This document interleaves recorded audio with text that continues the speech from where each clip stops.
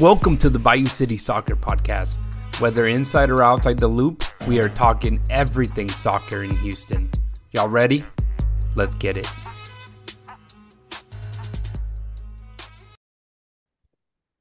Houston, welcome to another episode of the Bayou City Soccer Podcast.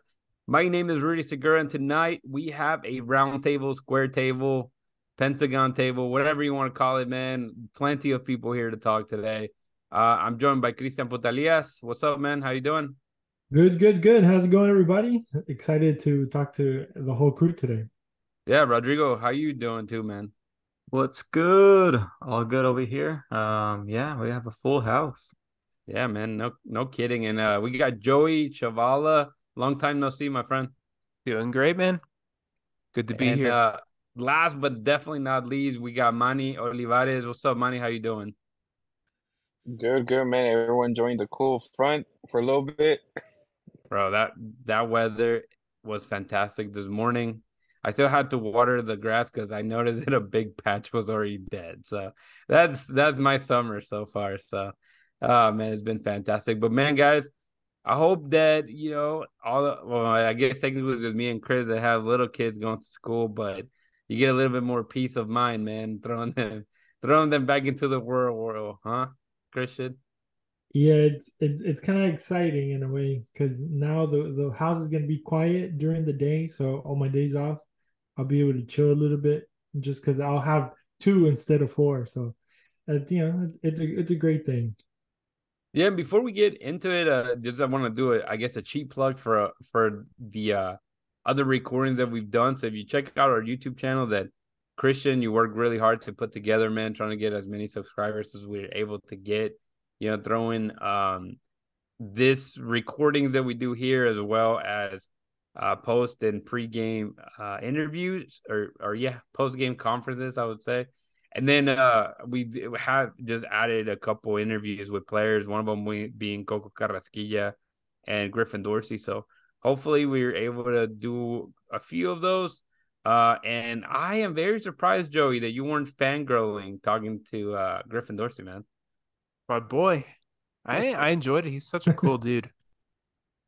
Yeah, you guys started talking music, and I was like, "Holy smokes, we're gonna be here for a while." We could have kept that going. Yeah, exactly. So, no, man, it's been good. So, Christian, man, let's get it started. Just if you, give the people some knowledge about our sponsor and how they can support us, man. Of course, yeah, and just I wanted to add that there's more content coming to the YouTube channel. So we're planning on talking to some well-known fans of the Dynamo Dynamo Sphere, and some other soccer people around the city. So stay tuned for those. Those are in the works, but they're coming. A lot more content coming to the YouTube channel as well. So yeah, we wanted to remind everybody, about Senate Avenue Brewing Company. Those are our main sponsors as of right now, as of today. And we're always looking for more. So if you have somewhere, a company or something like that you would like to sponsor us, come through, let us know about it, and we'll for sure, we'll put you out there as well with our listeners. But now, Senate Avenue Brewing Company, they are on 16,000 Dillard Drive, Suite F. I didn't know how to pronounce that word. But yeah, they're over there in Jersey Village, guys. Bellway 290, like literally, you just get off of 290. They're right there, right off Bellway. And it's easy to get to, easy to go and enjoy and get a drink, watch a Dynamo, watch a Dash game. They play those every time that they play. The owner, Andrew, he's actually a season ticket holder for the Dynamo. So, I mean, he's one of our guys. So go check them out. I mean, they have their own beer. They have really good food. What else can you ask? A great environment. A lot of community events and everything that they do literally almost weekly. So go check them out, Senate Ave on Instagram. You can check out their website as well, senateavenuebrewingcompany.com. Also, if you would like to, sponsor us, obviously, maybe you don't have a company, maybe you don't have a brand or something to promote, but you would still like to help us out, give us a couple of bucks here and there, or maybe subscribe to a monthly thing that can help us, provide for more equipment, camera and microphones to do a little bit more of content for you guys. You can go to buymeacoffee.com/Bayou City Soccer, and you can, either subscribe there to a monthly thing, where you can become a squad player or a first team player or a captain. We already have I think a captain on deck. Shout out Jeff Strong. He's one of the captains here of the group. So shout out to him. And yeah, if you guys would like to support, the work that we're doing here, like, you guys see all the guys here. Everybody's always thinking of new ideas or new different perspectives to write about all the Houston Dynamo teams or Houston Dynamo teams, all the Houston soccer teams that we have here in the city. And I mean, Joey is from New Mexico. He's like in another different world, and he keeps up. So we get an outsider perspective. I mean, he's a Houston guy kind of, but it's kind of like an outside perspective looking in. So I mean, we have great coverage. We have a lot of knowledge, a lot of soccer guys. People that have been playing soccer for the whole life. So you not only get that, but you get a bunch of other stuff. We have MLS nerds, and then you have us, like me and Rudy and Rodrigo, that we don't know much.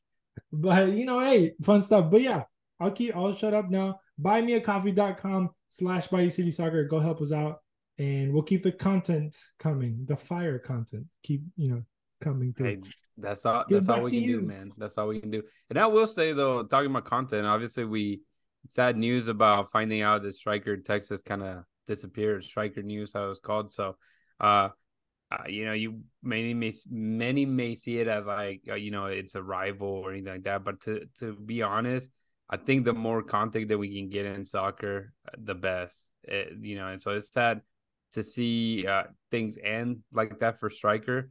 Obviously, that kind of happened to us for about a week before we kind of pulled together and created Bayou City Soccer when Dynamo Theory kind of caved. So, hopefully that we can get more people involved. And, it is definitely hard to make a living out of purely doing media. All of us here definitely do it more because we're passionate about it. And we're lucky enough to have, I guess, the day job that pays the bills. So, this is something obviously that we do try to do our best on covering the sport and not just being fully fanatics of it. We do try to inform you guys. So, shout out to the people who are still covering the game, covering the Dynamo, covering Houston and Dash, obviously. So, we'll do our best to continue doing that and providing that for everybody out there. And talking about that, since we have all the teams to cover today, being a little bit of a get together, a round table, I think, if nobody has a booth or something, man, shout out to what is it called? To Salud, whatever you're drinking. I just have a cup of sweet tea, man. You can't get any more Texan than that. See, there you go. But yeah, we'll start with the Dash, man. The Dash have had a really, I don't know, disappointing season. Definitely a big disappointment when it came to the Challenge Cup. But I don't have a lot to hit on right from the bat. I'd rather hear from the guys that continue to watch the game day in and day out, being Joey and Manny. So, Joey, we'll start with you, man. And the season, it's, I think, 7 games left in the regular season. How are you feeling? Are you thinking the Dash may make the playoffs? Why are you depressed or why are you disappointed? Why are you positive maybe? I don't know, man. Just tell her how you feel right now with the Dash and a quick overview, man. I mean, it's kind of hard to feel positive with the situation they're in. I mean, we scored 10 goals in 15 games this year in the regular season. That's embarrassing. But to be honest, though, you look at the points totals right now, we're 3 points out of the playoffs. 3 points could get picked up just like that, Yeah, we played 2 home games in a row. We win both those. We might see ourselves in a playoff spot. So, it's not completely over. We're still some little bits of optimism in there because, we're still not out of it. But it's hard to see where we pick up these points. We can't score goals. We haven't even been able to defend lately, which has been what we've at least been good at this year. It's just bleak. From the coaching to the players, nothing seems to just be working right now. I mean, at least since last time we all recorded, we had a win. It didn't really mean anything, but yeah, we got a win against Louisville at home. That was a nice result. Good clean sheet, solid goal from Ebony. But then it gets followed up by a 3-0 demolition from Chicago. Crash. So which is a team that the only team we've been able to consistently beat this year. We get smacked down by them, so it's really tough. We have the internationals back from the World Cup. That's a huge boost, and then we have Andressa ready to play as well, hopefully soon. I know, Manny, you said she's not with the team yet. Yeah, at the moment, it looks like she had, well, because I know she still, obligatory, she has 10 days to for vacation after the World Cup, so maybe she's still taking her time on recovering. Of course, she was signed during just before the World Cup, so, Mm-hmm. the transition And coming that was over, it will be a while. another disappointing. I mean, Brazil, going out in group stages, man, pretty ridiculous if you ask me. Yeah, But it's just a bad year for everyone involved with the dash. Like they're all disappointed at the World Cup too. I mean, I guess uh what's her name with Jamaica yeah, you probably had the had the best tournament. Canadians stay in the not make it past the group stages. I think maybe Nigerian Michelle Alozie made it Yeah, to they made it to the knockouts. they made it to the knockout stage, and so did Yeah. Jamaica, even though Yeah, Havana didn't even really play. yeah, She she played didn't 19 play. minutes the whole tournament, but her team did well. Yeah, and I I, you think know, well, I was just gonna say, Manny, the World Cup players are returning, but even with the World Cup players before they left, man, the Dash weren't doing all that great, if we're being honest. Yeah, I would say so. I would say it's going to be a mixed season, but I think as we saw in Qatar, this for the men's World Cup in the having the World Cup right in the middle of the season, you saw a whole different team pre-World Cup and a whole different team after World Cup. And you also got to include that, the majority of these players in the NWSL have a lot of players that left, like the big parts of their team that went to the World Cup and coming back right now. So it's gonna be a lot of changes and everything. I think the positive side I see, of course, you have Putigam, and she's still new, she's still learning the team. You have Nichelle Prince coming back. That's sort of in full fitness, so you have an element to and for the attacking lineup, and also of course you have Sophie Schmidt. I think she was like in the whole Challenge Cup. That the last 3 rounds, she was vital of missing piece that was living like a gaping hole for every game. So a little bit more of that, and hopefully, you will see what's the last 7 games are going to be about. Yeah, and I know, Rodrigo, you don't follow the Dash all that great, but what Joey said just like definitely strike the nerve, man. Only 10 goals in 15 games. If you look at the table, there's nobody even close to them. 15 is the other one after that. And that's like a goal a game, which makes a little bit more sense. But 10 goals in 15 games, that's crazy. We're Which talking about the makes Dynamo, me, right? yeah, no, dude, this is bad. I mean, this is bad because you have, But you got in, to look at the flip side, though. I mean, defensively, they've done pretty oh, great. You just concede true, 12. I true. mean, Only 12 goals against, but imagine if they could find that scoring machine, then obviously that would be leading the well, league. and I mean, obviously, you started the season with probably in paper like the best attacking, trio in the league. Wouldn't you say, Joey? I mean, you had Ordonez that had a great first year. I Uh, mean, and yeah, then but yeah, no. no, because and that's why I say in paper because obviously we know how like talented Game-wise. Maria Sanchez can be. We know Mhm. Ordonez can score goals. We know Anthony Salmon can score goals. They just haven't put it together, and I it's think just Maria really is just disappointed that massively overrated. right the best the player with the most goals is Maria Sanchez with 3 is really crazy. She's not an end product type player. So when she's kind of your star attacker, you're in for trouble. In her season last year, she played fine. She didn't have a bad season last year, but she only scored 2 goals. She can't be your centerpiece going forward. She's a support player. She can't be a star. Okay, And so she can't what are support you gonna Ordonez either because she yeah, can't score either. Rodrigo, are you gonna add something? No, No. no, Well, no. I was gonna say so. Again, 7 games left. They're currently in ninth place, I think. Ninth place, like you mentioned, like 3 points away. I mean, Mm-hmm. that looks really close. Like, one win puts you there. So there's obviously an opportunity for them to make it into the playoffs. But do you really think they'll make the playoffs, Joey? Do you think they'll be able to bounce back? No, I don't. I want to be optimistic, but there's no signs that tell me that they're going to go on a run and make the playoffs. The league is just way too tight because we're 3 points off the playoffs. We're also 3 points from dead last. Yeah. So it's really tight. It's a dogfight. I say if we want to make the playoffs out of the last 7, I say we probably got to win 5, maybe 4 or 5 of those games, and I just don't see a way that happens. Yeah. What's up, Chris?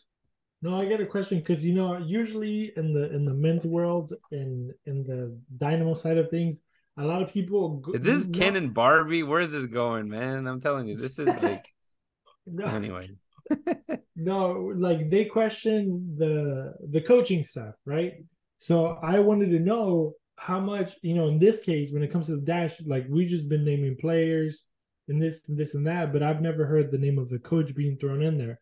When on the men's side of things, the first thing that comes to mind on everybody's mind is not the players, but it's the coach and the tactics and all that. So with that being said, I think I might have asked you the same question a couple of weeks back, or maybe about a month you ago did, but that's a good question because right? the question that I also had in mind was that will Sam Leite be here next season? If that's the case, but Manny, I don't know what your thoughts on that. I mean, you think even the team? I feel like the team that he puts out there, it's a good team. He prepares the team well. But it's not his fault they can't finish. And it's not his fault they can't put the freaking ball back in the net. But I mean, you can see that with every coach, though, right? Yeah, I mean, of course, to an extent, but how many times has it happened? I mean, the thing is, it's easier to get rid of the coach than it is to get rid of the entire team. That's why exactly in the men's game, the blame it falls on both. It's never just the coach. Well, there's more money involved, man. There's bigger what's it called, prices that you're not getting into. Whatever to go say it. You're getting this close, this close. No, but yeah, I don't know, Manny. What do you think, man? Some lady like will he be here? Or it's just the team, man, not doing this part.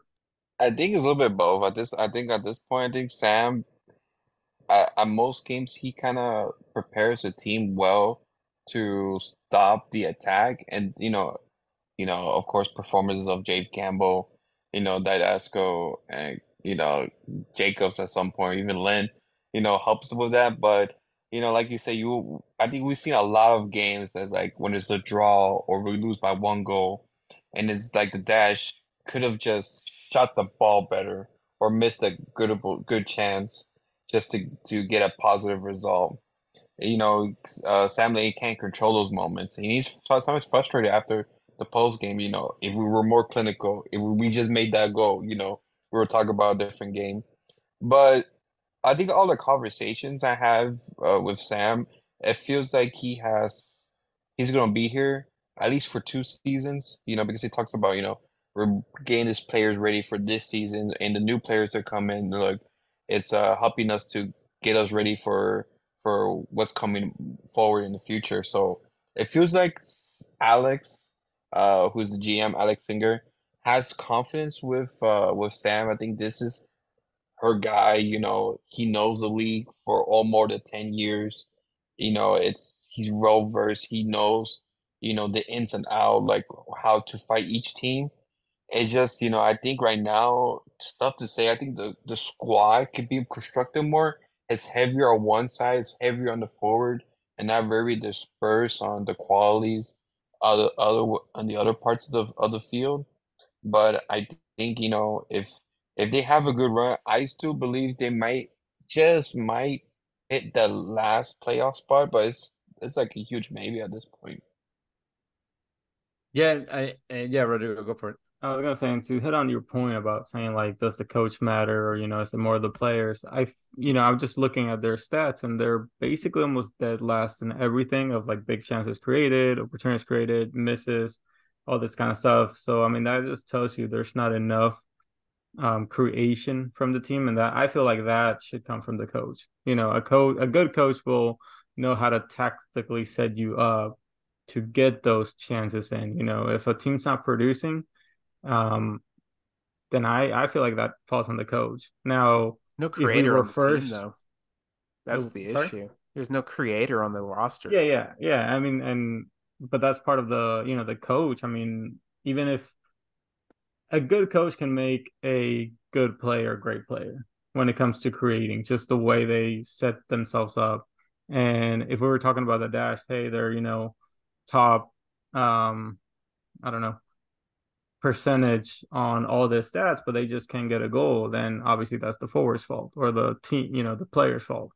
The fact that they just can't even create and have the time they're just spending their time defending, I feel like that kind of falls back more on the coach. I mean, yes, you can get them a good player that can create more and they'll hopefully start scoring, but at the same time, what is the coach tactically doing to even set them up better? Yeah, and I mean it even goes further than that, right? It goes to the GM aspect of it because from the very beginning, you already knew your hands were tied with some injuries, right? You obviously like Shea Groom, you lost her pretty early in the season.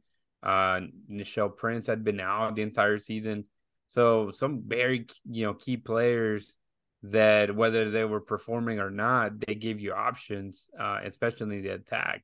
So losing players like that and not being able to find somebody that can come in and give you a little bit. You don't if they can do it, if they can replace them fully, that's great. But if they can give you 50% of that, that's fantastic for the time being. And like Joey says, it just hasn't been there. There's just been a lot of injuries and Alessandra, her name Alessandra. I want to call her Alessandra, the Brazilian. She's Undressel. coming in. Yeah, coming in to be the creative piece and at this point you don't know when she's coming or not, but it's not like she was amazing too with Brazil. She got some playing time, but she wasn't the most creative player out there, and the few chances she had she would miss too. So it doesn't necessarily leave you thinking this is going to be great, and that's the hard part. Yeah, Joey. The roster construction from the GM point of view is a complete joke. Like the roster is horrible. I mean, you look at the team, it's so defense heavy, and then you go to the midfielders, it's just like an entire midfield of sixes. Yeah. And then like you knew you were gonna lose all these players during the World Cup, so they go out and get a depth piece for a midfielder, and they go out and get Havana, who won. Yeah. She's been horrible every time she's played, but that's a different story. But you also knew she was going to be gone for the World Cup as well. So how is she supposed to cover Sophie Schmidt? She's also at the World Cup. Yeah. Like it's a joke. Yeah. You leave the most creative midfielders on the team to be Joelle Anderson and Barb. Barb's a child. She's not ready. Yeah, and I agree. Joelle is just very hit or miss. Even And Tucker too has struggled when she's been given the opportunity to play on top. And, and even when me and Rodrigo went to go see them a couple of weeks back, I thought we had Ryan. I think she got the assist on that one goal. And but I told Rodrigo that's Georgian Dam. That's like that's just the version that she plays. Very fast, out wide, and she's hit or miss on this. Being able to find people on the box, and that's really what it is, man. They just I don't know, but from even last year and the year before that, the Dash were just completely different team, and it seemed that the depth at that point wasn't all that great. But now you look back and you kind of want that. You want those players that we used to have. But anyways, Manny, did you say you said you think they'll probably make the playoffs, right? That's what you were saying. yeah, I Okay. think I think because right now their next 7 games are with teams that are around the last, Sure. the last spot, the bottom half, and also with in the playoff contention. So game wins against those teams, of course, will help you get you that boost to get that playoffs. Like I would say sixth or seventh. That would be my prediction at this point. Yeah, so that'd be basically leaving them out of the playoffs if they end up in seventh. But it all begins this weekend. Obviously, they're going to take on the Washington Spirit at home. So if they want a chance, I would say they need a win, but at this point, they just need to score, guys. That's really what we're needing, like to see from the team. But I think this has been a really good and long dash talk. So maybe we need to move on. Unless Joey, final thoughts. Final thoughts. I think Manny's a little too optimistic there. I mean, and it's not like you said. It's not they don't have to win. You really just got to score. No, they have to win. It's playoff mode. There's 7 games left. But you can't win if you don't score. I mean, granted, unless the other team starts scoring on goals. But we're not talking Dynamo yet, right? At this point, we're talking like what Kenny Bundy says with Dose. It's playoff time already.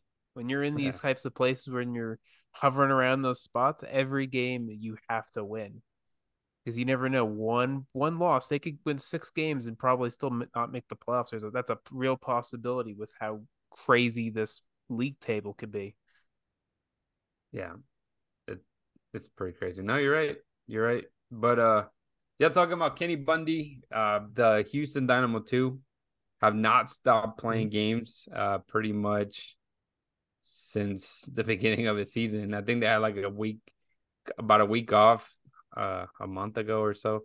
But other than that, I mean, it's been nonstop, man. And I kind of think maybe we should not talk about Dynamo 2, just because I feel like last time they were doing really good. We talked about them. They went like on a 5-game losing streak. And so I don't know. It was just, bad juju on that. But no, obviously the Bundy has done a really good job. I think the pivotal moment for me was definitely, beating North Texas was one, but then also going against Real Monarchs and just beating the Wazoo out of them 5-3 was pretty incredible. But again, they've just been doing good. They're playing this weekend against Earthquakes 2 in San Jose. But Christian, man, you are our Dynamo 2 insider. What are your thoughts so far on what the season is? And there's only about 6 games left, man, with the team currently in a playoff position. I don't know about insider, but I try to watch most of the games. I try to keep up with them. I try to keep an eye out on like new prospects or new guys that maybe are coming up the ranks. I mean, as we know, this is a reserve team, right? So the whole point is, as Kenny Bundy puts it, it's for this team is there for the first team to do good. That's the goal of the whole club. That's the goal of obviously the Houston Dynamo and the Houston Dynamos. It's for the first team to do good in their competitions. The Dynamo, those competitions it's not that they're secondary, but they're secondary, obviously, in a way, right? They do have the name DOS attached to them, so it kind of gives it away right there. But I mean, technically, tactically, they are doing great. Kenny Bundy's doing a heck of a job. I mean, we can all agree that even when they lose, they went on that 4-game streak, I think 4-game streak that they lost, and the team was playing really, really good. They didn't lose for more than 1 or 2 goals in most of those games. I think the worst one was against Austin. They lost 3-0. So, I mean, that was the only game that was lost by more than 1 goal. So they're always in the game. The dynamic of this those game, or I guess the tournament that they're playing in, the MLS Next Pro, is the whole, if you tie at the end of regulation, you go to PKs and you can split points there. So it gives it a different dynamic that every game, it's literally could be a playoff game in a way, because you could earn an extra point or not, and as we know, every point counts at the end of the day, especially when you're in such a tight race when it comes to the Western Conference. We know in the first team, the Western Conference is already stacked, so you can just imagine how it is in the reserve and the MLS Next Pro tournament, same thing as well. And a lot of the games that are coming up are direct competition in the West. You got the Earthquakes, they just play Vancouver. You got Galaxy, Timbers, North Texas, aka Frisco, aka Dallas, and then Galaxy. Out of the 6 games that are left, the only non-conference, well, not even, I'm lying, because St. Louis is also in the West. So literally every single game is a playoff game, and it's all teams that are right under us. If I'm not mistaken, yep, every single team that we're playing, they're under us. So they're trying to take the spot away. So it's kind of, you kind of have to protect your spot at this point. You just kind of have to protect the spot and keep moving forward as much as you can. And the fact that, you know, we went to Colorado, beat Colorado. You know, we always have a tough time with Tacoma, but we can compete with them. The only ones that are really good, I guess, this year that have whooped our ass is Austin. That has been probably the strongest competition that we have faced. But I mean, they're a really solid team, right? In Colorado, honestly, I think if we would have played the actual Colorado 2, it would have been a harder game. But we played the Colorado first team, which sucks this year.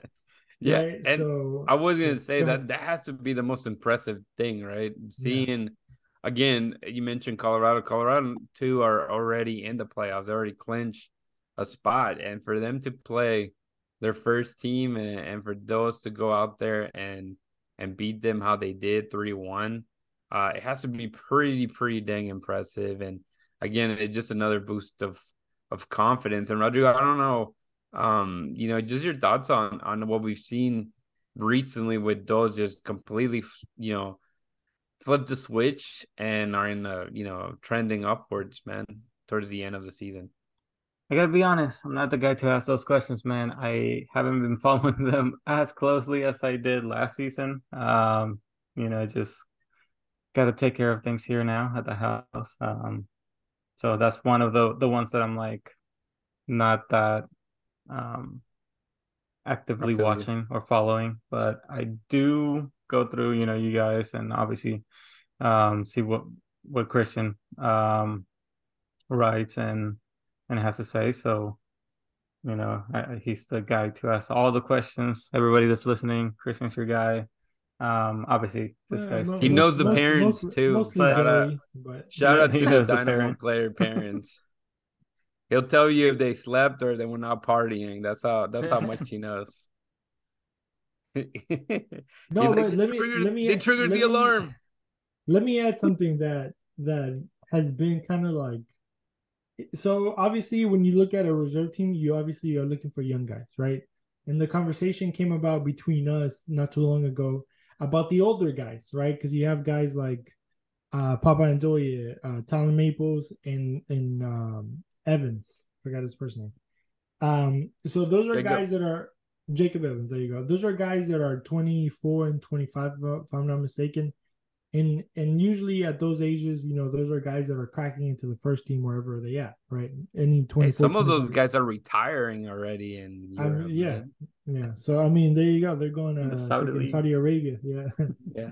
So it's one of those things that we talked about not too long ago about, you know, when do you like move on from guys like that, or not just, you know, specifically those guys, but from players with that age, right? Yeah. And then I don't know, like if these guys are like telepathic or whatever the word is, but like they have been playing the best soccer like ever in these past few games. I mean, I don't know if you guys agree or not, but I think Jacob Yeah, I mean, Evans Papa has had what, been like back-to-back two hat hat tricks. tricks. Yeah, back-to-back hat Yeah, tricks. it's Talon crazy. Maples It's is a crazy. rock in the back with a 16-year-old on the side. You know, like Yeah. it's not only, you know, you're playing for yourself, but you also have to like bring a 16-year-old kid, 17-year-old kid when Lamp Man, that, you know, he's still learning. You know, it's not easy being 16. I mean, I was 16, 17 playing center back, and I can tell you I was not at that level. You know, like in Bro, high you school suck no soccer. matter what age Yeah, you were. yeah. High school soccer is not MLS Next Pro. I can tell you that much, right? But I mean, you know, you're your leader, you're a guide to Murana, who's also like 22 years old. You know, you have LaFleur or whoever may be on the left side, and even the goalkeepers, you know, they're usually younger than him as well. And then Jacob Evans, like he has been killing it. Like he's not scoring as much as maybe you would want a player to score, but he's a leader off the pitch and on the pitch, as Kenny Bundy would say, right? And he's been playing really good soccer. Like whether attacking space or pressuring the ball, moving off the ball, moving with the ball, putting through passes. Like he has so many assists in the last 2 games. Like you're like, wait, this is this guy playing? Because you don't really see him, but then you feel his presence in a way. I don't know if that makes sense. And then Papa, obviously, he's been scoring goals. He like in 2 games, he went from not having a lot of goals to being on top of the scoring list. So it's kind of cool to see that these guys are kind of trying to make a name for themselves in a way, and having the people from the first team kind of turn their heads towards them, and not only them, but like people like Diego Gonzalez and Sebastian Rodriguez, who is one of my personal favorites at 15, like dominating the midfield.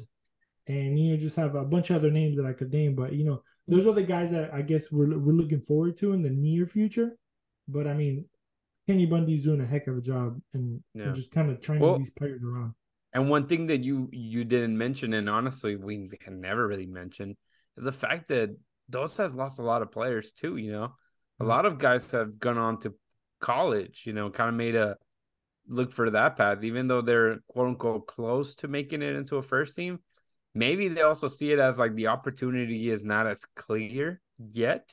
I mean, we saw how, Beto Avila, he was the first one to sign, and it took him a while to get noticed. And, once he did, he went to the first team and didn't really get any playing time and stuff. And now he's loaned out altogether. But, you had Diego Rosas, who was playing very good for Dynamo 2 last year. And this year he's gone. We had Reese Miller last year. He's gone. I think I saw like 3 or 4 other names of players that were a part of Dynamo 2, and they're just, when decided to pick college. And I mean, that's good. If that's the path that I want to take, I mean, who doesn't want to get, a free ride or the ability to play college and earn a degree? I mean, that's obviously a good route no matter what, just whenever your soccer time is over. But things like that meant that we don't really touch on, Joey. But mentioning the fact that Christian was saying, we've had this conversation a lot. The fact that there's not a really Dynamo, and they're not the only ones, but the academy's not set up to just pump players, straight into those and then into the first team. So having players like Papa being a part of it, I think it's beneficial at the end of the day. Mm-hmm. Even though I would like to see them too, make maybe a little bit more money and make it playing in the USL. Maybe, have them, Papa, New Mexico United, man, wouldn't be too bad of an idea, don't you think? We just signed a player from Miami, and I was laughing. I was at the gym, and I look at the news. It was saying New Mexico United signs Messi's teammate, and it's some guy who rides the bench for Miami. Hasn't played since like the first week of the season. That's funny though. But yeah, I would love Papa in New Mexico. He'd be great in USL. No, but these guys, these older players are vital for the team. I'm a little vocal on how much I don't love Papa because I feel like he's very selfish a lot of times. I think he's cleaning that up a little bit recently. I think he definitely is not very refined of a player. That's why I don't see him having a future in MLS. And I think he's kind of he's kind of almost worse than Aliu is at times, and Aliu is also 5 years younger than him. So it's like, what future does this guy really have in MLS? Yeah. But for next pro, he's great. I love him on the team. I think him, Evans, Maples, they're just standouts. They're great dudes. They're driving the team into playoff spots because without them, we're not making the playoffs with this team. Zeke Soto's not scoring hat tricks in multiple games. It's not happening. I'm particularly impressed with LaFleur lately. He's kind of been my highlight guy over the last few weeks. Him and Reigns. I want more of LaFleur in the sense of I think the ceiling is so much higher on him, and we just haven't seen it. I mean, obviously this kid went to play in Europe, trialed in Europe, try to make a team in Europe, or when he was like 17 or something like that. When he was playing with Kansas City.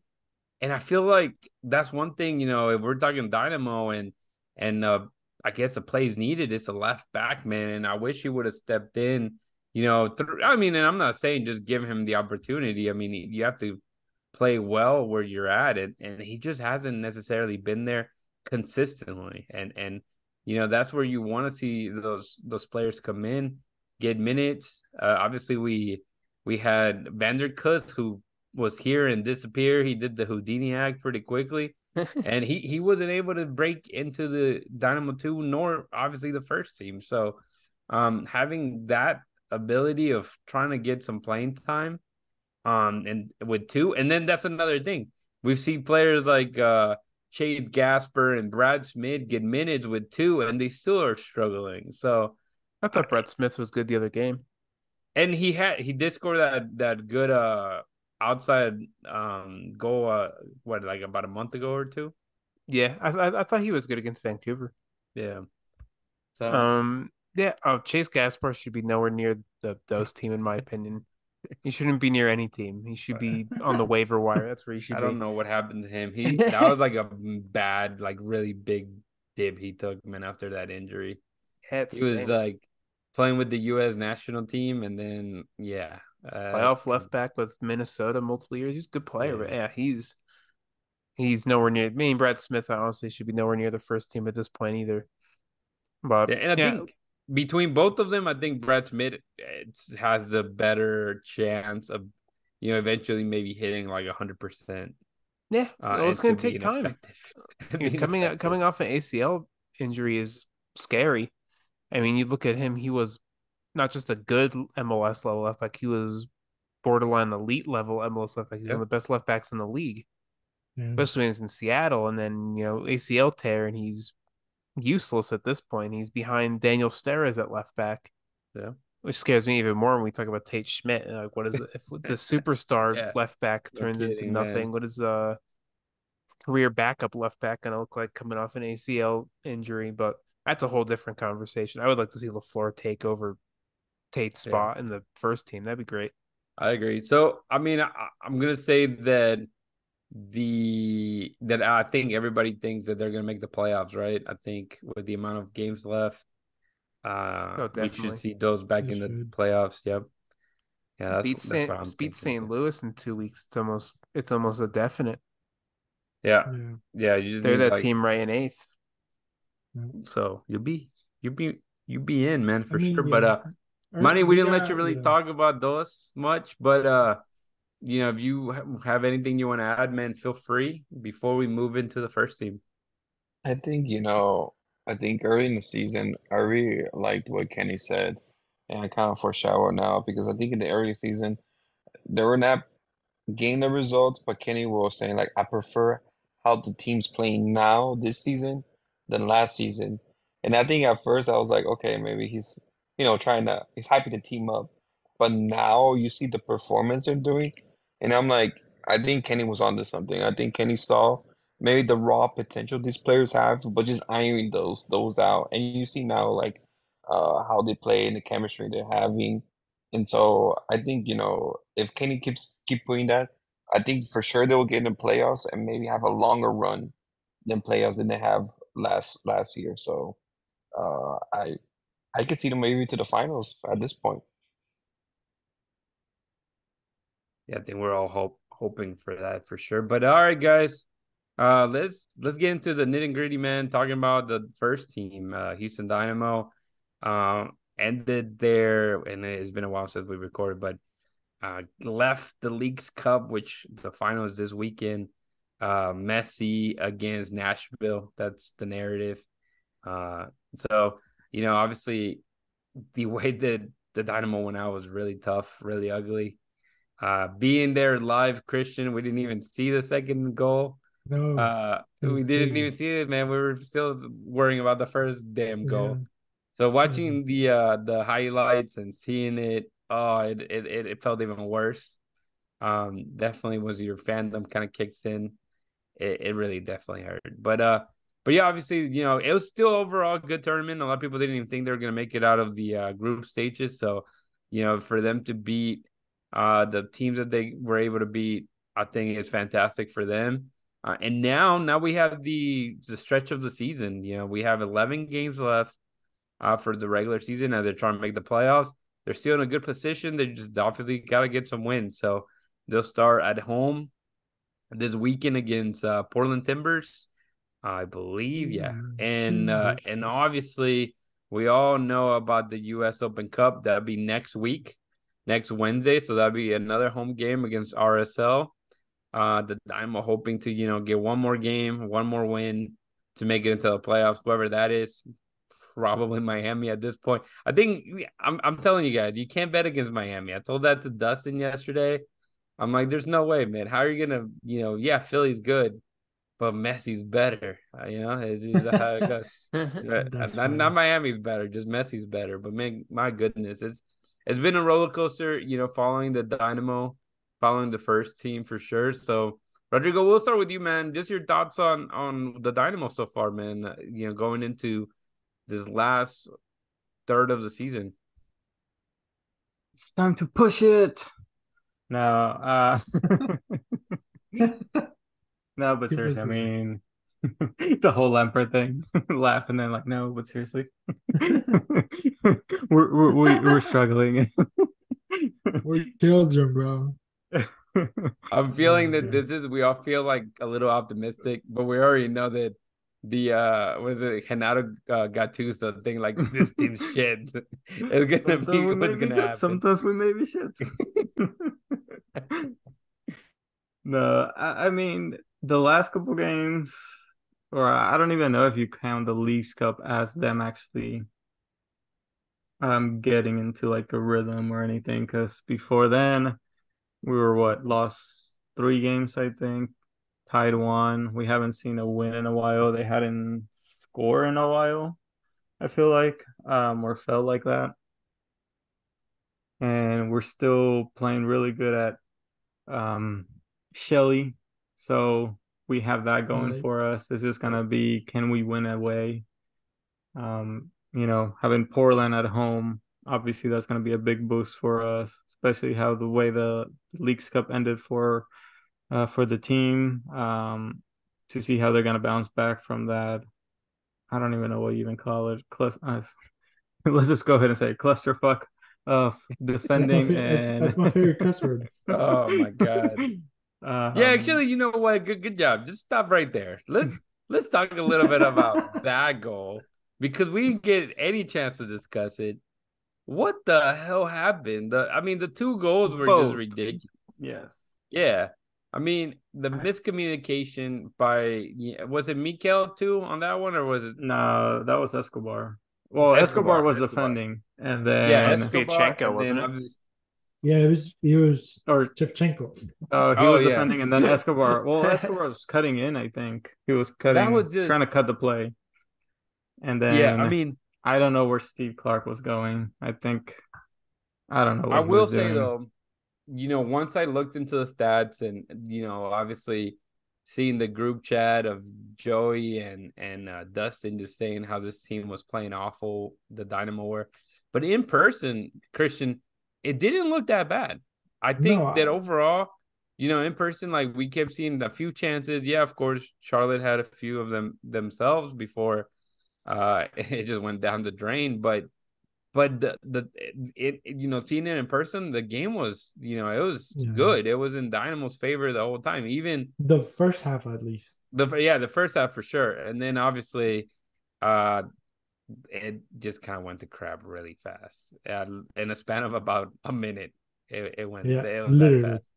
But yeah, and then obviously poor Mikel, man. I don't know what the hell was happening. This is the guy that's actually kick it back with his right foot. What were you gonna say, Christian? No, I wanted to ask Rodrigo, the first goal, you as a goalkeeper, right? We're not goalkeepers. We can just assume what we would do if we were goalkeepers. But you were a goalkeeper, right? And I guess you still play here and there, maybe, hopefully. What the was he doing? Honestly, I have no clue. I mean, I don't know if he just misjudged the bounce and thinking, oh, I'm already out. Let me just try to go all out. If a defender's with the player, you stay back.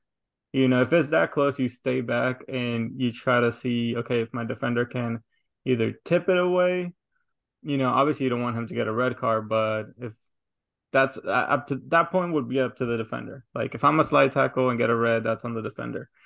As a goalkeeper, you just stay back.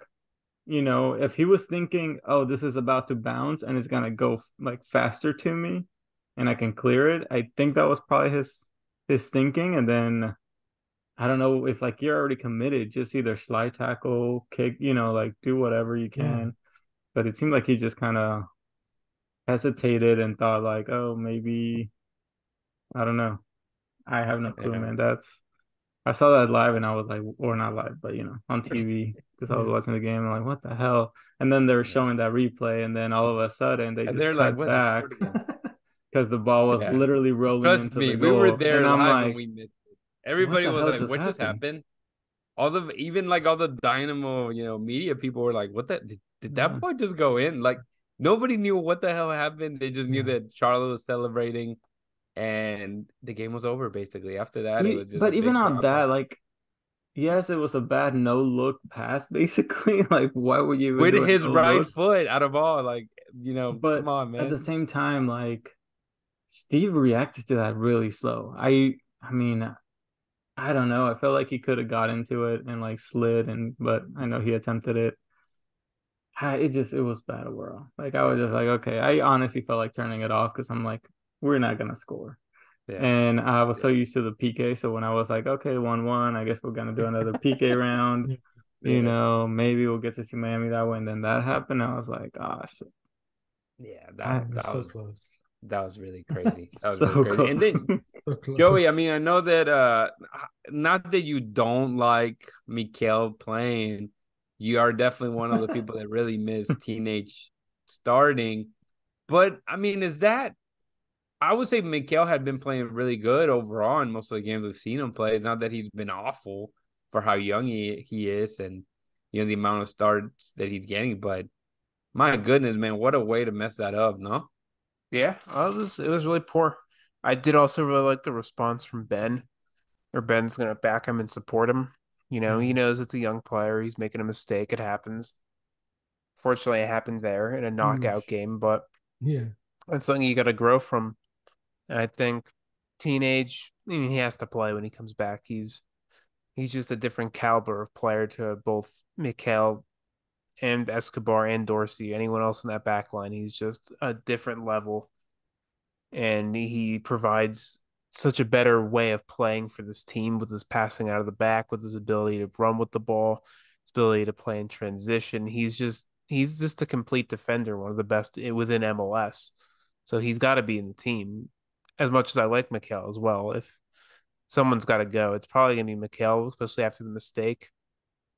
But yeah, it's a rough one. Yeah, I mean, it's one of those things that so the last not well the second to last game, I guess, against Santos or Pachuca, whichever other one of those. Anyways,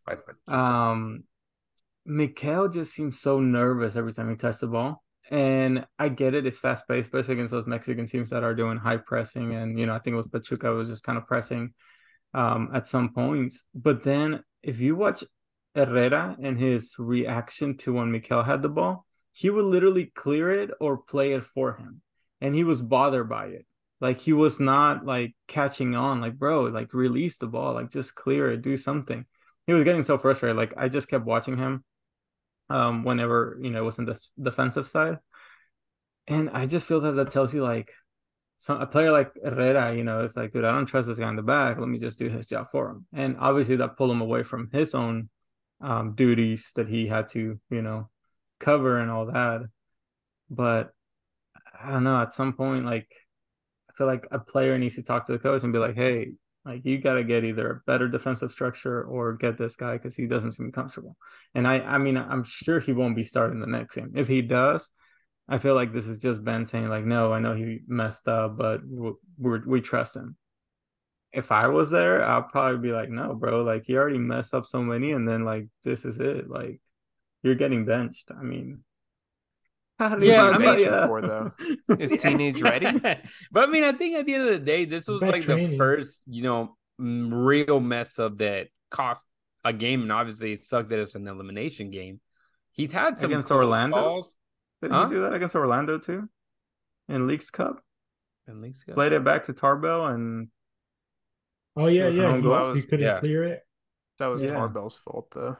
Yeah, Yeah. Was it? that was on him. That was Because Tarble he taking the wasn't able stupid to clear. touch. Yeah. Yeah. But But I Yeah. my mean, point is yeah. that I mean But yeah, I feel it's that I don't think you'll risk playing 50-50. Hadavi yet. I think you have to keep Mikel for especially this game. you And signed you hope that he Ramos. responds well. I mean, do you want him? Maybe not, just because you know what Hadavi can provide compared to Mikel. But again, I'm kind of with the center backs that we have. You know, the backups being Ethan Barlow and Mikel. They've been okay. Like they're What about not Stairs? amazing, but that's why they're second string at the end of the day. But you know, nothing has been terribly awful other than Mikel scoring that great goal. But hey, it could be worse, man. It could be Sarek Valentino worse, you know, like 4 on goals in the season type of stuff, man. But hey, well, before Hey, if you're we not scoring on yourself defending, you're not trying. I'm just saying the XG needs to go up. That's all I'm saying. That's these nerds. I mean, come on, man. They're scoring for you.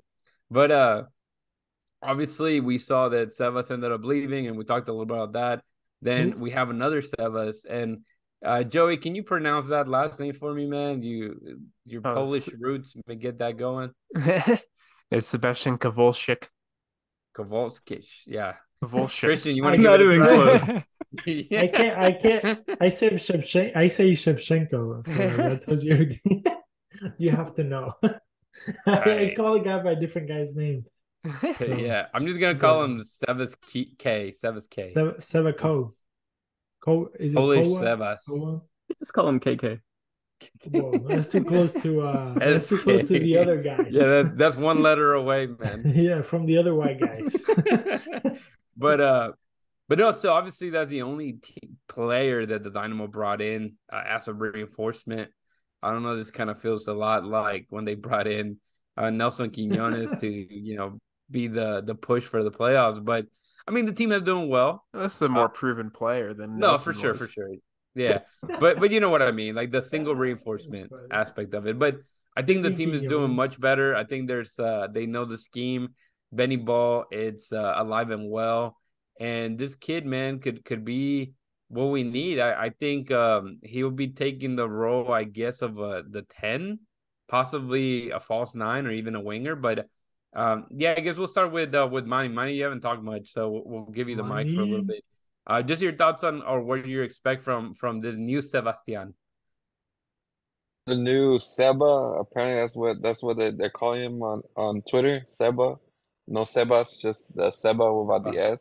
There you go. But I think for me, I think I just need That kind of someone to reminds be. me of no Sabo kid. Anyways. Yeah, but I think like look overall his career, oh, I think his stats and everything. I just w want to see more his what he can offer just in the attack. Like what exactly can he offer that we don't have? Is there what was it? What Pat was mentioning him, like he's a workhorse. He likes to get into the box. He's almost like a bossy type player. I'm like, good, that's great because there's some games that Bossy can he has great games and he has off games. I like sub, maybe, will help booster that attack and get that attack flowing.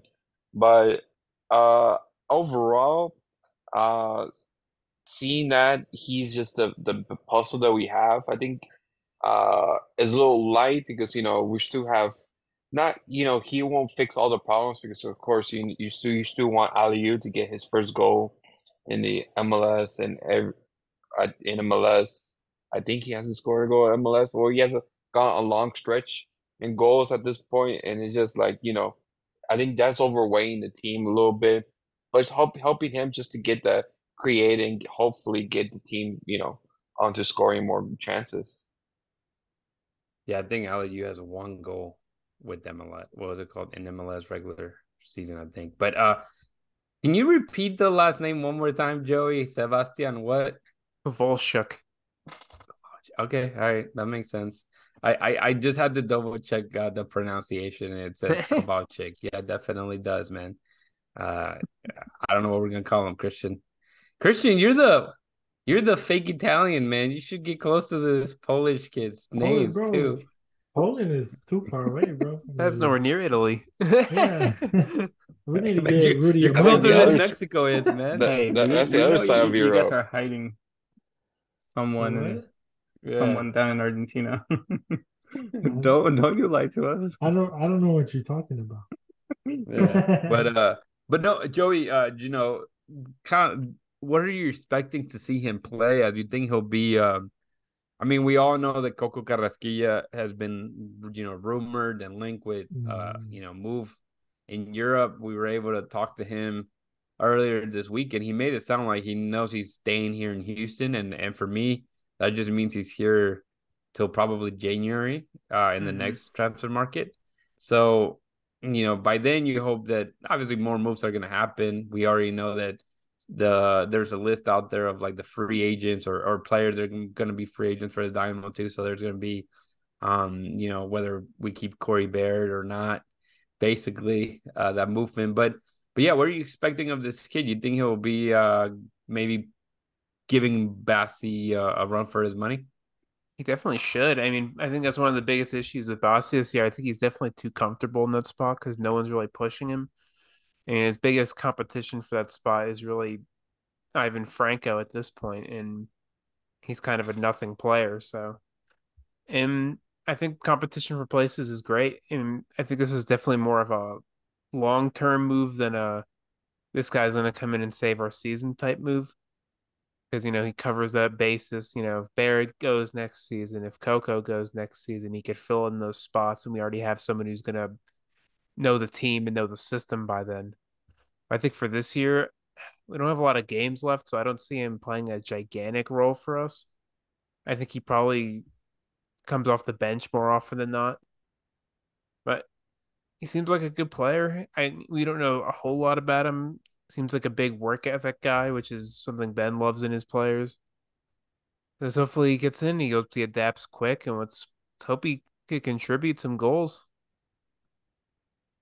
Yeah, for sure. And I think we've seen a lot of Polish players coming to the MLS and kind of done things well. Obviously, Charlotte has two of them right now, and then there's quite a few that go through Chicago or other places up north. So hopefully he's able to kind of beat the heat or at least get used to it and try to do some stuff here with Houston. Who knows? He may be ready for this weekend. I haven't really even yeah. Manny, did he mention about being probably ready? Yeah, so he will be available for selection Okay. for this match day. Yeah. Nice. So that's good. So we'll maybe be able to get to see what he can provide, obviously, even if it's just flashes. Yeah, I don't think he'll be given a ton of time, maybe like 15, 30 minutes. It'll be To hot begin. flashes. Yeah. Got it. And so yeah, man, I think we have to be a little excited for every signing because we can't just sit here and talk crap without even seeing this guy play. Yeah. Obviously, Give him a chance. not all. I mean, if someone's gonna say, Rodrigo, how much do you watch the Polish league? I mean, tell me about this guy. You probably don't know. That's same thing with a lot of the fans out there that are not happy maybe with him being signed. But I think at the end of the day, till Dynamo fans are not happy. What? You know what? The saddest thing that I did is right before the last game against Charlotte, I joined the Houston Dynamo fan club. And my goodness, after losing, everybody wanted to burn everybody's house down. Didn't matter who it was, whether it be a Dynamo related person or it be like their neighbor. It was no one was safe, man. A house was coming down for sure. But yeah, it's crazy. It's crazy. But all right, man. 11 games left. Rodrigo, playoffs? No playoffs, man. I think we can make it. I'm on this one, like barely make it. I think it's gonna be the last week, do or die, and then we'll probably get knocked out the following week. But we'll make it. Is there playoff? I mean, is there PKs involved once you get to the playoffs? I mean, I think we're okay at that. That's the only way that you can do it. But no, what about you, Joey? What are you thinking? 11 games, man. Playoffs, no playoffs. Why? I think we make the play in. I hope what Rodrigo says doesn't happen. I hope it doesn't come down to the last day because we play We play away in Portland for the last game of the season, and we almost always get smacked there. So, God, hopefully not. But yeah, I think we make the plan. I think we get that 8th or 9th spot. Do we win the plan game? Depends on if we're hosting or not. That's really it. That's true. Man, Chris, what about you, dude? If We they are. said it, you're probably gonna say playoffs. Sorry, know that. But Oh, no, I but mean- why do you think they make the playoffs or not? My thoughts from the beginning of the season have been we are the 9th place. We are barely getting in, and we're gonna have to suffer all the way till the end. But I mean, yeah, we're probably not gonna go far in the playoffs, but at least it gives us a peace of mind that we're in there. So it's all that matters at this point. You just kind of have to like settle with the little bit that you can get. Yeah. You can't just want an MLS Cup right off the bat. Yeah, I mean, I heard a rumor that they're changing the rules, so maybe all 14 teams are gonna make it into the playoffs, man, and then the Dynamo will have a chance. Imagine. Even then, man, they may be like borderline about to like not make it for whatever reason too. So you just kind of don't know, man. You really don't know at this point. No, I'll if give Miami has a chance of making the playoffs, and most people think they will, For real, I think yeah. we have 6 home games left. Yeah, Yeah. We are the odds are in a little bit of our favor. We know away we're probably not gonna win. So They do have Messi, you know what I mean? Yeah. We just gotta go for the guy that- legs. Can you imagine that one player just breaks Messi? I'd be okay with Franco Escobar being that guy. No, not he us. won't I'm not touch talking it. Dynamo. I'm just Oh, it's talking gonna happen in the somebody Open else. Cup final. Franco Do won't the touch it. whole 2-leg sliding tackle. But no, I think the Dynamo can definitely make a push, man. They have what it takes. It is pretty narrow of a chance. Obviously, the last place with 19 and the Dynamo 29, there's a big jump, but everybody else in between that, it's like a couple points from each other, man. So it's gonna be intriguing, but yeah, I think my heart definitely wants playoffs. My brain is very undecided on this one, man. Before we leave, I don't know if I think Manny has to talk. Maybe I don't No, know. he hasn't. But what's up? Okay, no, sorry, because I wanted to jump into this U.S. Open Cup, situation. Yeah. No, right? we'll finish that one. Okay, We'll finish that all one. right, because that We'll shit finish with that. intrigues But me a lot. yeah, Manny, what are you thinking, dude? Feeling good about playoffs or another disappointing time, man? I'm just like El Jefe.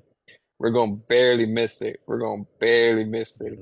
Yeah. We're gonna barely. The reason why, because look at the games we have left. We have Portland, and we have back-to-back RSL, Open Cup, and League. So it's back-to-back, and also we still have heavy hitters left. We still have Dallas. We still have the last game in Portland and Columbus. And Columbus, I think that this next 3 weeks is gonna be the big definer because they'll be the heavy hitters, and we have some sort of break time. But if we don't get any good results from these like next 3 weeks, I think it's done for I think in my perspective. Yeah, I think the kind of like I have the same feeling as the Dash.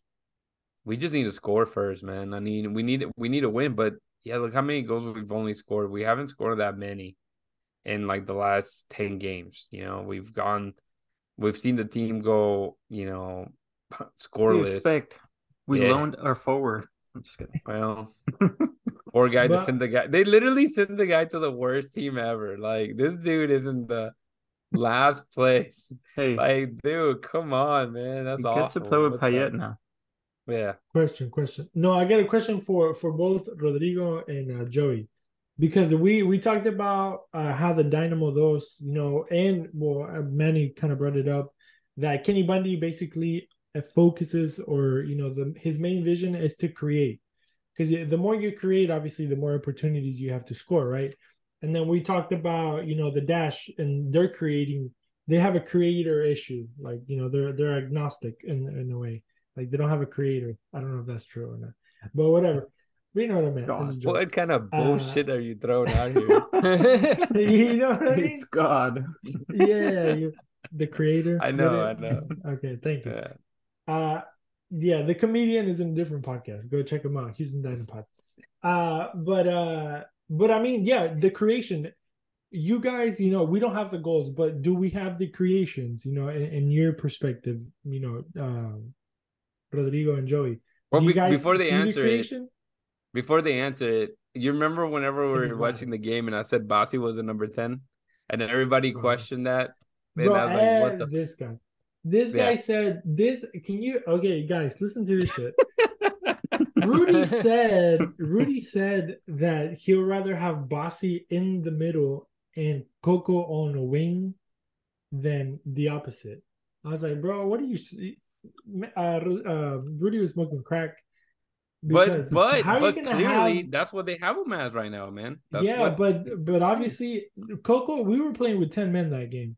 Coco was nowhere to be found. Like, Yeah. why would you put one of the most creative guys that we have on the side of the field? But I don't Like, think you he's have a creative player. That's No, the he doesn't thing. really stick to the wing. He comes He inside. comes in, but I don't Dorsey think he's plays the wing. But he I was. don't think put- he's a like, but he creative was player pushed back. though. He's more creative than Bassi. That's in really a the way. question you should be asking. Like, I don't think his role fits well of him being the number 10. Rodrigo, I don't know. What do you You're think? saying Coco He's more of a doesn't fit 6. at 10. Right, all right. No, Coco's more of an 8. Like, He's I an mean, he's 8. talking More of an about 8, Coco would with be more Panama. I mean, box guy. Coco is what you want. Like, Coco and Hector Herrera are the same player. Like, they play the Yeah. same position. I think So Coco you just can't have- creates if he can find a through ball. But he's Yeah. not the guy that you're gonna do, wall passing, build up the play. He's gonna And be I as think that 8 he has that he can. vision. He has the vision to find a through ball. But he Exactly. doesn't. Bassi's but more he the guy doesn't that can have the play final on top third with you. aspect of it. Yeah, like Yes. Bassi, I feel like he can play with you as you're moving up the field. But you can only play with Bassi like that whenever you find Bassi in the final third, because you can't expect Bassi to go and defend For sure, and then run. But we Because because Bassi, I feel Coco- like when he's the role he plays, even if he's like a wing and switches to the middle, he ends up playing like a false 9. yeah. Because he just It's similar to checks what back in Quintero every time offered. to try to If bring. you really think about it, it's similar to what Darwin Quintero used to offer. Play out wide and then drag the ball back in. And we probably lost Christian, probably. But but Joey, I mean, we've noticed too that at the end of the day, when we've seen Coco be given like the 10 role, he struggles, man. I mean, he's great at that transition run of winning the ball in our side or on the defending side of the field and then pushing forward. But that's about it. I don't know, man. He's a transition piece. That's really what he excels at. He excels in what Herrera does. So that's why I don't love the roster construction there from Pat. It's weird, yeah. Yeah, but I mean, Coco, I wouldn't call him a creator. I would call Bassi a creator. I think Bassi's also been extremely unlucky when it comes to setting up goals this year. I mean, he's second on the team in expected assists, and he has 0 assists. So that kind of tells you what our forwards are doing. But suck. we're not. I don't think we're a team that lacks creators. We lack players that could finish plays. Really, it's true. Like Ben loves to echo this all the time. He talks all the time about how we get into really good places, but once we get into the really good places, we don't have the finishing touch. The amount of times Coco, Herrera, or Bassi will set up Baird or Nelson or Aliu or whoever into like a position to just do a simple pass across the 6 and get a tap and they completely botch it. Or sometimes even Aliu gets on the end of it and shoots it straight at the keeper or misses. It's kind of just those final acts that are not getting finished off. I wouldn't say it's creativity. It's more quality than creativity because we have creativity. To say we don't have it is a little crazy when you have Herrera, you have Coco, you have Bassi, and they're very creative players. As we don't have that extra little bit of quality in the final third. Yeah. Give me a need a goddamn finisher. number 9. Yeah. We need a finisher. I wish we had one of those. Right? I wonder what that was like. But I mean, maybe if he didn't suck. Yeah. Yeah, because maybe he was in good shape. I mean, you need a 9 that can do both jobs. Unfortunately. Yeah. But I mean, we have Aliu who can run back and maybe defend. But we keep telling you, we should have signed Firmino. Well, I was gonna say you see like Miami. I mean, they have freaking what's his face Martinez doing that. He's literally now he's being asked to play. Be very unselfish and drop back and do the defending because God knows Messi's not Messi ain't gonna gonna freaking run. do it. Yeah. Mhm. But I mean, but the thing about him is like his instinct to score is so like extreme. Like Well, his finishing, he's at a his different finishing. level. Like Yeah, Sebas is nowhere near the level of Yosef because Sebas isn't very good. Right. There you go. Yeah, I mean, and he did score some really ridiculous goals, and I was talking to,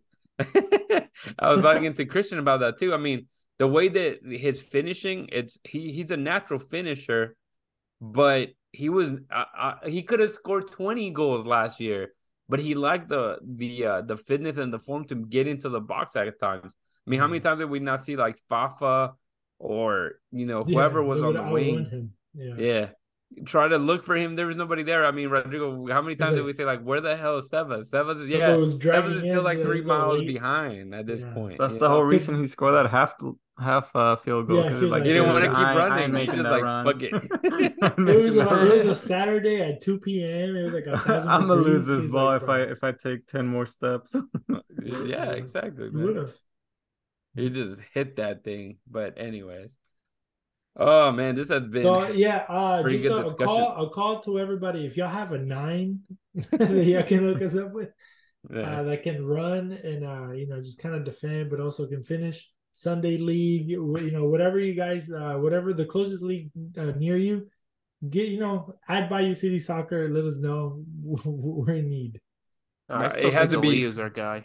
50 goals plus though, only 50 goals plus. Bro. So that way we can maybe score 5 goals in the season. Yeah, for real. And we still gotta see what the Sebas guy's gonna do though. I mean, he might be forced to play like a false 9. Yeah. Hopefully. We'll see. Yeah, I mean, I'm excited to see him play. And then, before we finish off talking about the Dynamo, I mean, the U.S. Open Cup, pretty dang close. Dynamo's doing well in short tournaments so far. So playing Real Salt Lake, at home, that's a big plus. Again, Wednesday.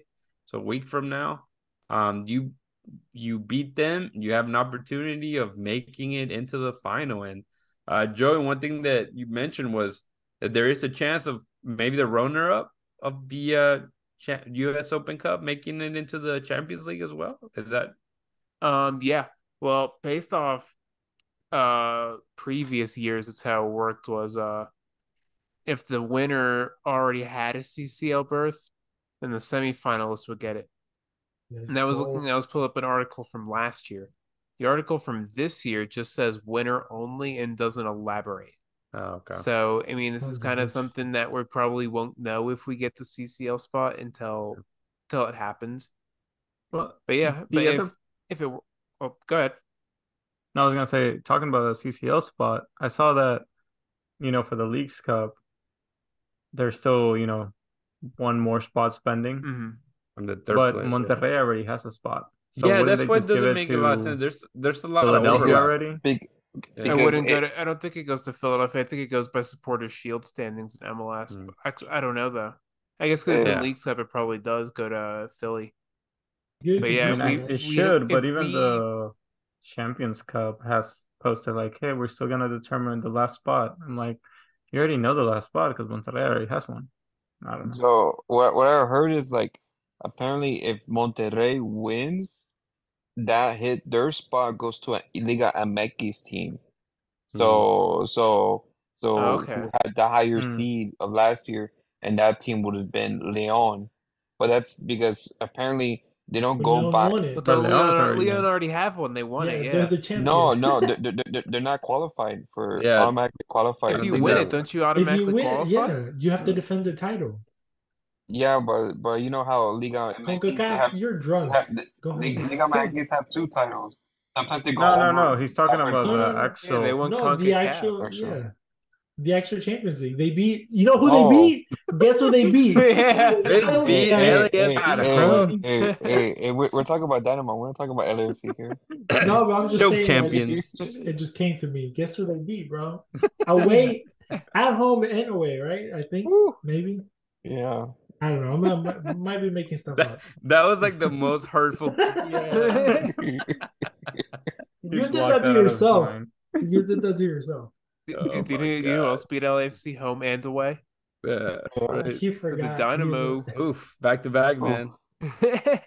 But yeah, no, talking about the US Sorry, Open man. Cup. What are you guys thinking, man? Let's finish off with that. Just your thoughts. One game. RSL has been playing pretty good. A little inconsistent too. They win 3-0, they lose 3-0 basically. But how are you guys feeling going into that matchup? And will that affect who we may see on Saturday or on Sunday, I guess? I'm gonna say yes. We're probably gonna rest some players, but what are you guys thinking? And do you think that the Dynamo can make it into that final, man? Yeah, I'm gonna say no one for that. Yeah, go Joey. Because you can't. We're too far in the season now where every game you have to win. You can't bench players. We just had 2 weeks off. We can't bench players for a midweek game anymore. This Portland game is one of our last 6 games at home. We need to win. If we don't win, that's a big blow to our playoff chances. Yep. And did we beat RSL? I think we do beat them. I think we beat them and get spanked in the final. Yeah, I think the good thing is that Houston plays at home on Sunday and RSL plays in LA. So they're going to be traveling. Obviously we know how traveling kind of where you guys are wagging the finger, having a clue No, what the fuck they're that traveling. means. They're traveling, moving around. I was like, what am I looking at, bro? I felt like a dog is looking for a goddamn squirrel or something. But Shit. I don't know, man. They say that traveling doesn't affect anything. Yeah, That's no, what I said for the ask, Leagues Cup. Like unless you it has come to do. from Vancouver. Hey, Next team. unless you're the coach, unless you're the president of Monterrey that keeps complaining about it. Well, that's what I'm saying. Like they say, traveling doesn't affect. That's why the Mexican teams, it doesn't affect traveling. But It's not a big deal. But the team yeah, has no, to be fit. So RSL gets to do 2 away games, and again, being that like what Joey you're saying, the teams are all 11 games from the end of the regular season, so you really can't just waste any vital opportunities to make it into playoffs. So it should be a fun game. I think the Dynamo can definitely, it's a late game. I think it's an 8:30 game, so it kind of blows for a Wednesday. So I will do my best to be there to cover that match for us. I'll be there. Christian's like, I'm out. Rodrigo, you gonna be there? Yeah, my work stuff. Yeah, Rodrigo's be Yeah, there. I'll be there. Joey will be there in spirit as well, and then Manny. I don't know. You gonna be there, Manny? All right, good. Let's all be there, man. What's it And called? cry But together. yeah, I'm joking. I guess did Joey? Did you say kind of what you're thinking, making it, past RSL or not? And then Yeah, we beat RSL, and then either Cincy or Miami. I think we get killed by them. All right, Rodrigo, what are you feeling, man? Hey, that's what kind of turns me off. Like, yes, we're gonna win. I mean, we could win and go to the final, but then we're gonna face Messi, and then we're gonna get spanked like 4-0, and then just gonna be like, why? Like, why do you have to embarrass us? Like, maybe just one goes fine, but Messi's gonna get his hat trick. I don't know. It's gonna be bad. He scored If we beat Miami and we're like the first team to literally beat Miami, well, I guess not really because it's gonna be a while. But we could be the first team to beat Miami because they still haven't lost. Yeah. So. Yeah, I mean, build the and they need to make the playoffs. So yeah, build him a goddamn statue, bro. It's crazy. I don't know. And then they'll still say Ben Olsen out. Right? Yeah, of course. Yeah, no kidding, dude. You didn't beat him hard enough. Because I mean, that game would be when was that? That game would be if Miami wins and Dynamo win. That'd be in Miami, right? Yeah. Yes. Yeah. And there's not a set time yet. Let me see. No, I think it's there's September. no way now. we could host her on the road no matter September what. 27th. Yeah. Would be the Damn, final. That's a long way out. Yeah, It is it's like a Wednesday, right? I think so. It's midday as well. Yeah. So dumb. Yeah, it's a Wednesday. You're right. Yeah. Between So Kansas September City 27th. and That's already Dallas. set. Oof, So I mean, that's we tough. we almost saw the Dynamo, go against Miami, and that didn't Just go low. well in the cup. So Hopefully we don't see another 2 on goals basically. Bro, this is our second chance. Like if we can't beat this one, then we're just not meant to play against Messi. We're not meant, man. We're not Escobar meant is not meant to get Me and his him leg signs, bro. Yeah, I was gonna say. It just wasn't. It wasn't. I first of all, I want to apologize to everybody out there because I jinxed it. I took a Sharpie to the game. Yes, you did. My idea was to give the Sharpie to Escobar at the end of the game so he can get Messi to sign his leg with the Sharpie, and then I was gonna tell him to bring me back the Sharpie. So then, I can be part of history. You weirdo. Yeah. I was going to sniff it and everything. You see, you didn't tell me all this stuff. That is a little weird to bring it back you're to you. You're going to tell me you don't sniff Sharpies, bro? Come on. Bro. Not the way you're going to sniff it. But yeah, I can't even smell the mate. I'm like, hey. I can smell the mate fingers. I was like, are you still going to go give him the Sharpie? So next, I won't be here, so I'll be at San Antonio on Wednesday, so I won't be able to take any Sharpies. But if that happens, I'll be able to find. I mean, there's a bunch of games in between from there to the final, so I can deliver the Sharpie. There you go, man. So there you go. But hey, man, we've had a really good conversation. It's much longer than I thought it was going to be, but. Not a big deal, man. Thanks, Joey. Thanks, Manny, Rodrigo, Christian, like always, man, for being here. But Christian, man, just let the people know how they can connect with us, man. Yes, sir. You can find us at Bayou City Soccer on Instagram, Twitter, Facebook. Hit us up there. You can go to go to BayouCitySoccer.net. That's the website. You can find everything and anything there. All the articles, Joey's not ranks, what are they called? Ratings. Ratings, that's what I'm talking about. Ratings after the matches. You can find Rudy doing some other stuff there. You can find Rodrigo doing links. No, Rudy does so many things that I didn't want to start naming other things that he does, but he does a lot. You gotta pay money for that, bro. But and then wait, what did he say? I missed it, bro. I say you do a lot of stuff. You can find Rudy doing other stuff. There's a whole list. There's a whole list. Bayou City Soccer OnlyFans account. Subscribe. Go to OnlyFans.Bayou City Soccer, and then you'll find Rudy over there. Or you can go to buymeacoffee.com/Bayou City Soccer. You can help us out there. Don't forget to check out Senate Avenue at Senate Ave. Or if not, go to Jersey Village and go get a beer over there. Other than that, don't forget, just check us out at Bayou City Soccer everywhere and everywhere. All right, Rodrigo. Go ahead, man. Close it out. Well, this has been our little round table. Pentagon table. I guess we're 5 if you put us all in a corner. Anyways, guys, we thank you for listening. And remember to always hold it down and keep it forever orange. Shout out to Jeff Strong.